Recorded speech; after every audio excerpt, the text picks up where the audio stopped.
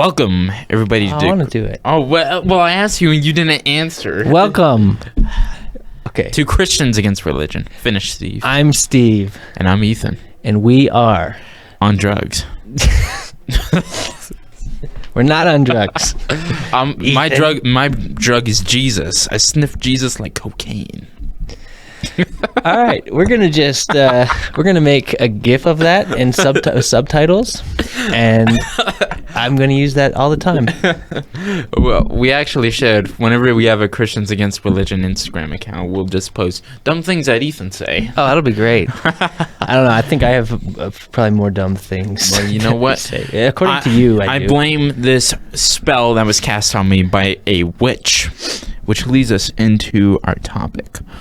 Witch hunts, crusades, everything wrong with the Catholic Church. I'm blaming this totally on the Catholics right now. Isn't the witch hunt thing? That's Protestants and Puritans.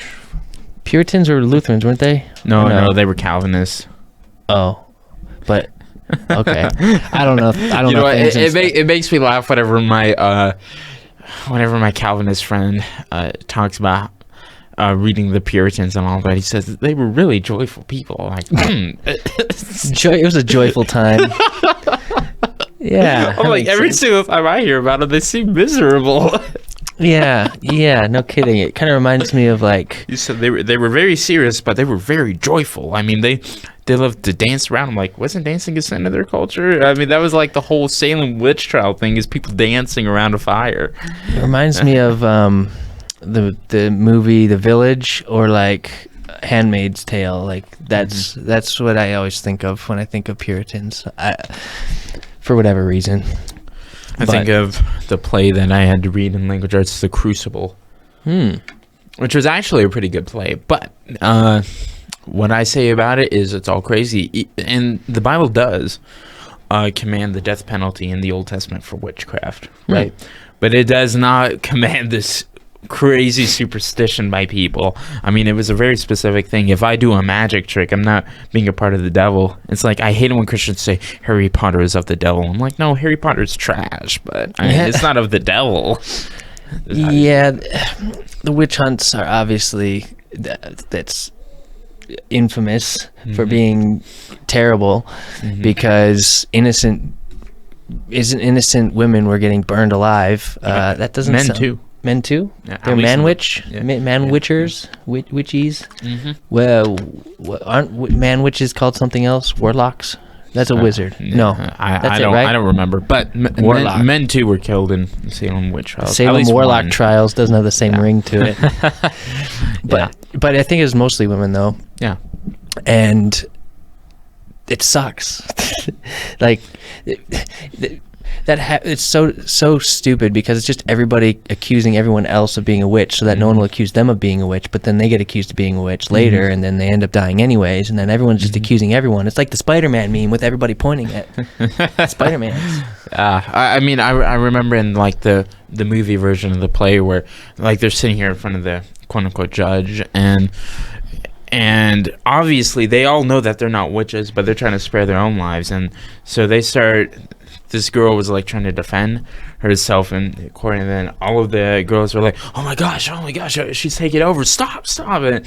And then the judge like automatically believes this, and then this girl's a witch, and so she has to admit that she's a witch, and then she says to this other guy that he's the one that's sending the devil into me, kill him instead, you know.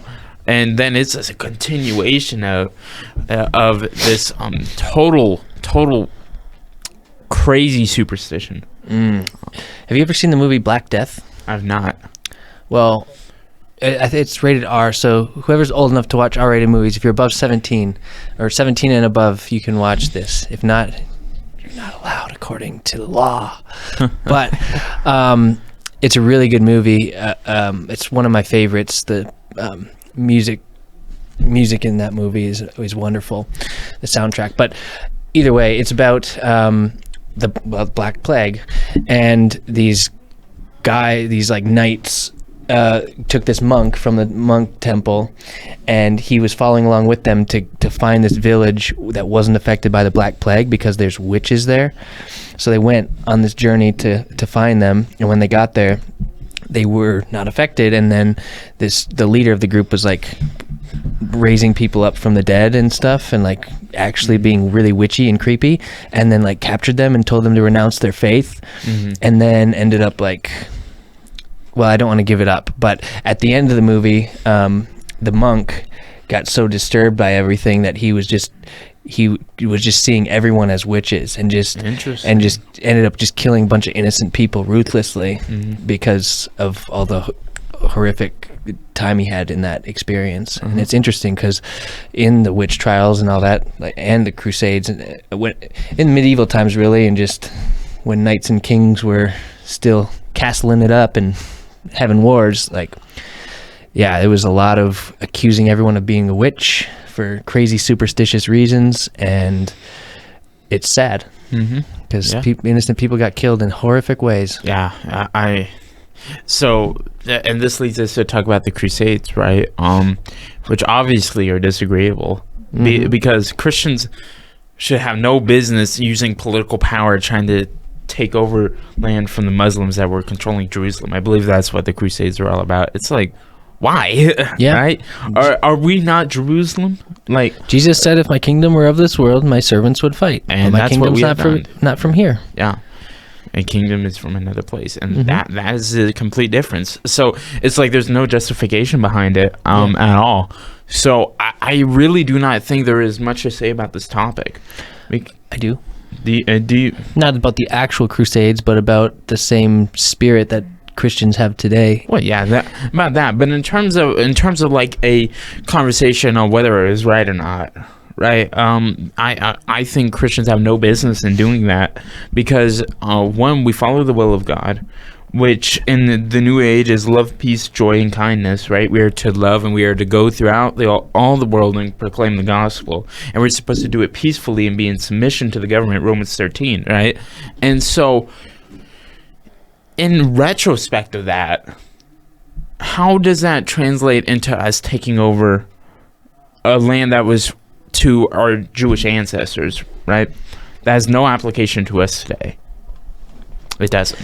Yeah, well, even the same spirit applies in like people trying to like blow up abortion clinics or create some earthly kingdom of Christ with violence, which makes absolutely no sense to do because, like you said, it has to be in peace and love. And a question is like, do some bad actors in some system, like if you have some system of whatever, like we'll just take Baptists for example, and there's some Baptists that will like the Westboro Baptists that will go and just do horrible things or really be jerk faces. Does that ruin the system as a whole, or does that show signs of a bad system, do you think, or is it just separate? No, it's completely separate. And I want to touch on something that you just said with the blowing up abortion clinics. I mean, absolutely. In order to stop things like abortion, it has to be Christ. It has to be the gospel. I think where I agree with someone like Jeff Durbin the most is like the pro-life movement cannot just separate itself from Christ. It has to. The way to end abortion is by proclaiming the gospel, the good news of Christ. And it may seem to people totally unrelated, but it very much is. Life eternal in Christ. There's a family member of mine, right, who before she was a Christian, she had 2 abortions, right? And ever since she accepted Christ in her life, she participates in the pro-life movement, goes to the marches, is very, very active in it. In doing that, she does proclaim Jesus, right? Because Jesus is the only way to end these atrocities. And Christians have the responsibility, as hard as it is, to go into these places where we are not liked and where we are hated, to not only proclaim the gospel, but to be loving and to not retaliate in hate. That is the whole message of the gospel. Yeah, that's agape love. Mhm. That's the whole point. If you do that in your everyday life, that's what you do. And imagine the change we would see in the world Oh, yeah. if we were to do that, as Jesus did when the Pharisees were spitting on him and hating on him and accusing him of false things. He just stayed silent, and then he would make these bold proclamations. One of my favorite stories in the Bible is when Jesus is before the high priest and Caiaphas says to him, "Are you the Son of God?" And he says, "I am, and you will see me coming on the clouds, standing at the right hand of God." And just saying that, just Jesus wasn't yelling it at him, he wasn't being hateful, but just saying that and the power of that, the high priest rips his clothes in anger and yells blasphemy. Right? The power of the gospel to change and to anger people just by saying it in love, it's totally amazing. But if someone accepts it, it changes lives, and we need to have faith in that, and that changes all that. And to that, what you were talking about with, okay, do corrupt people ruin the movement? If we were to say that, then Christianity is ruined. Right? Oh yeah, because there's terrible Christians out there. Yeah, there are terrible people. There are within the people churches. everywhere, I Yeah. should say. Yeah. Like everywhere. That's kind of what we talked about last week anyways, that people suck. Yeah, and then there's just give an example of this. It's like whenever the whole Black Lives Matter riots were happening, right? You had a lot of people taking advantage of the protests to create violence, to rob, to do riots and stuff. Well, does that pervert the actual message that African Americans need equality? No, right? Now you can disagree whether that message is relevant still, but that does not pervert the message, right? And yeah, so I that's think it what can you need to distract focus on. from the message of Well, the yeah, it system. does. I think it can That's give it a bad name, but I don't think logically it's a proof for a bad system unless it's everybody. I mean, it could be evidence for a bad system. I'll say this: it can be evidence for a bad system, but it is not proof of a bad system in and of itself. That's what I'll say. Because I mean, people suck everywhere. But if you have like a whole bunch of people, if you have one group and then there's like a whole bunch of people that's like 95% of the people that are terrible in this group, or 95% of the people that are robbing dollar stores, to use my other example, there might be something wrong with the system. It's like everyone's doing that, but it's not direct proof. It's just evidence, something to look into. Could be a symptom of a greater issue. That's what I have to say about that. Yeah, that's And- what I think. Yeah, and I mean, with to go back to the witches, some of them survived and had near-death experiences. So what do you think about near-death experiences? I think. Have you ever seen the movie Heaven Is for Real? No. Well, okay, it's about this movie. It's a pretty decent movie. It's about this kid who is like 4 years old who almost died from some sort of infection in his blood, I believe it was. And that when he resuscitated, right, he started talking about seeing visions of heaven and of his grandpa, which he had never met and had no knowledge of, and all these sorts of things. And it is powerful in a way. But it is also interesting. Do people really see heaven whenever they have those experiences, or is it just their brain playing a trick on them? Yeah, I question those stories. I can never. It can't be proven or disproven really what they see because it's their own subjective experience. So I can't tell them that they're wrong or they didn't see that. Maybe they did. I just question some of those stories because there's no way to verify it or whatever. So I mean, I can't say it's legit or no. It's just is kind of take it for what it is. And Mike that we were talking about a few weeks ago, he was dead for like 7 minutes, and he said when he came back, he's like, I didn't see anything. So, and that's right around the time that Sean was interviewing a bunch of near-death experienced people. So that's why he was telling me that. He's like, dude, I was dead for 7 minutes. I didn't have any experience like that at all. So, which I thought was interesting. So who knows, really? I mean, my answer is kind of the same as other topics is I don't know. Yeah, I don't know either. I don't know. Right? It's fun to we can't know anyways. About, so. Unless you have had a near-death experience, then you should comment. You know, but those that haven't, like, it's no way for us to really make that judgment, I don't think. But all I can do is, if somebody says they had a near-death experience, just say okay and leave it at that.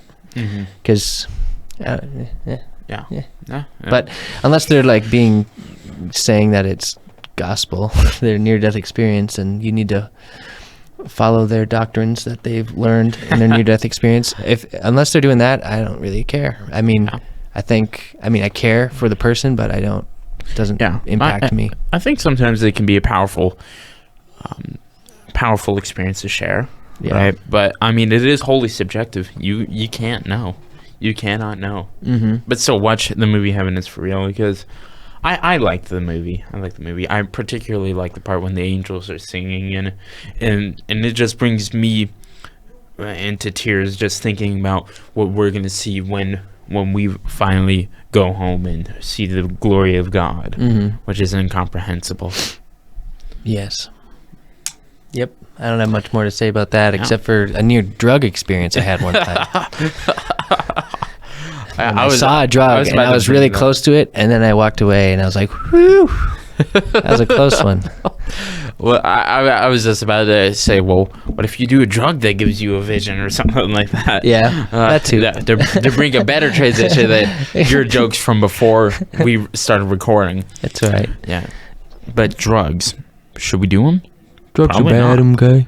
That's what I've learned. Yeah. But are they sinful?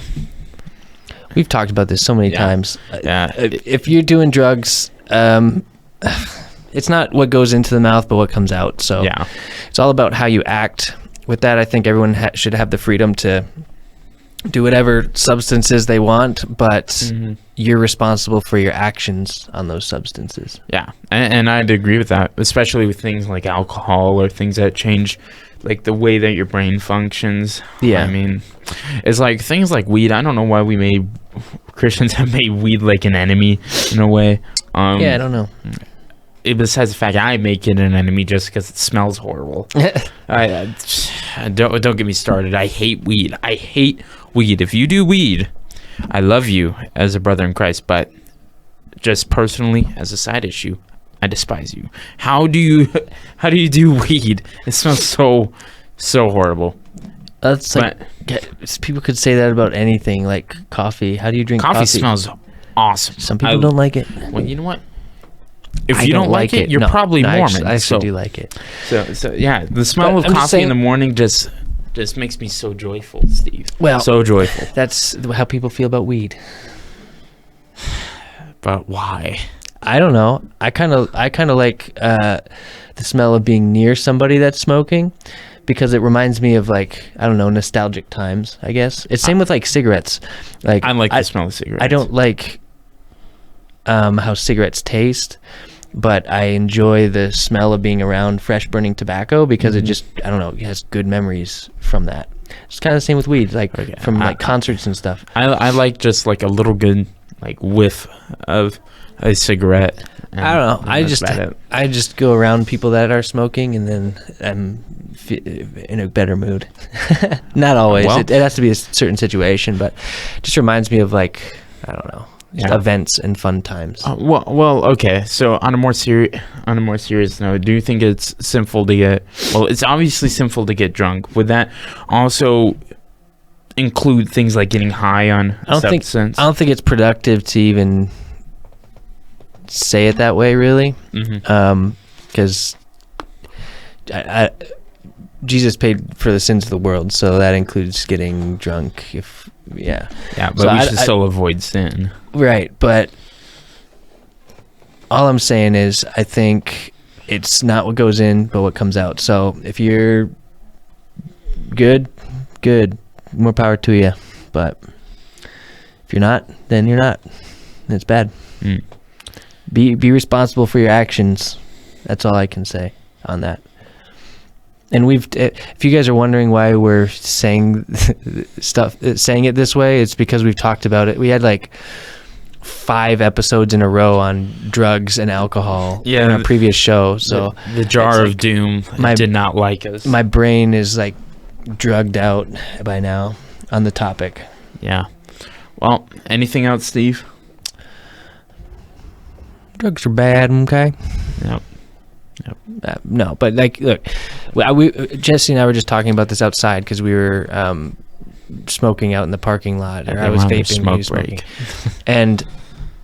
and there was somebody that came in that was super happy to see us smoking because she felt like she was okay smoking, I guess. And that's sort of the weird thing with churches today is they shame people for, tobacco or alcohol or whatever. And I was telling her, I was like, you really don't have to worry about that here. Like, you be you, So I don't know. That's all. Yeah, I don't get the reasoning of the shaming, because if your argument is it's unhealthy, well, I'm going to shame you for eating McDonald's. Yeah. Right? Or something like that. There's things that are unhealthy that we do, and it's just about where you put your reliance on, and that's why it's always better to have your rely on God and for your happiness or for you to feel better, not substances. But if you do substance, it is what it is. So I don't think it's gonna you're not gonna die and go to heaven and not be able to get in because you smoked a cigarette. Yeah, that's how I feel about that. What about you, Ethan? You have anything else? I agree with you. I don't have anything to add on to that. Just don't smoke weed, and we're cool. Smoke more weed. No. More weed. Please, it's like More weed. it's like one of two reasons I won't go back to Vegas. I don't smoke weed, but I'm just saying I don't care. Like if it helps you with, I don't care what people do. Obviously, Do I'm whatever. joking. Some people take me too seriously with this stuff. I'm joking. If you smoke weed, that's fine. I just hate the smell of it. And on that I note, can't get over that. But anyway, you guys, make sure you write a comment below, like and subscribe, share the show, share it to all the world. Right? share the show, Sharon. Yeah, If exactly. your name's Sharon, share the show. Yeah. For sure. Yo.